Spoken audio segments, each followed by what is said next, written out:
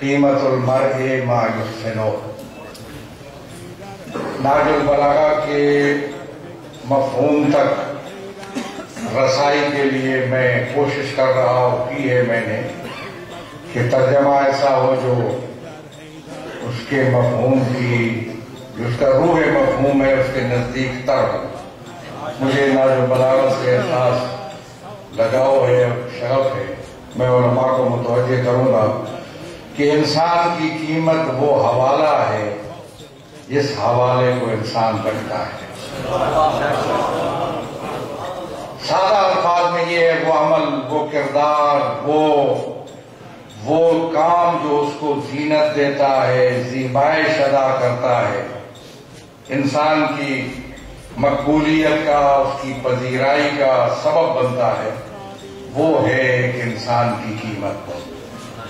ویسے تو آپ ظاہر ہے مولا امیر کے وہ ارشادات جو انسان کے حوالے سے اور اس کی اصلیت کے حوالے سے ہیں، وہ آپ سنتے رہتے ہیں۔ اولہ نطفہ آخرہ جیفہ تولمہ البکہ وتنتلہ العرقہ، بہت سے الفاظ ہیں۔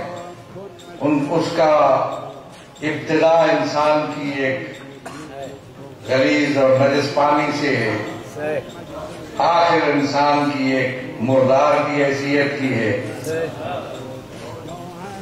اس کو ایک مچھر کاٹ جائے تو اس کو بڑی تکلیف ہوتی ہے، اور اگر اس کو پسینہ آ جائے تو اس سے بدبو آتی ہے۔ حقیقت تو یہ ہے انسان۔ یا ایھا الانسان ما غرک بربک الکریم، اس انداز میں۔ لیکن پھر مولا نے فرمایا کہ قیمت کیا ہے تمہاری؟ حیثیت تو یہ ہے، قیمت بنتی ہے اس کام سے جو تم انجام دیتے ہو۔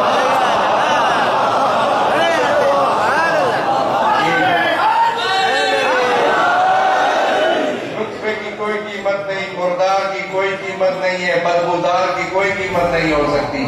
قیمت المرء، اپنے آپ کو قیمتی بنانا ہے تو کوئی حوالہ پیدا کرو۔ حیدر حیدر ای مظلوم فوت، حیدر حیدر فوت خیبر، حیدر حیدر حیدر اول آخر، حیدر حیدر حیدر ساقی کوثر، حیدر حیدر حیدر ای مظلوم فوت، حیدر حیدر فوت خیبر، حیدر حیدر اول آخر، حیدر ساقی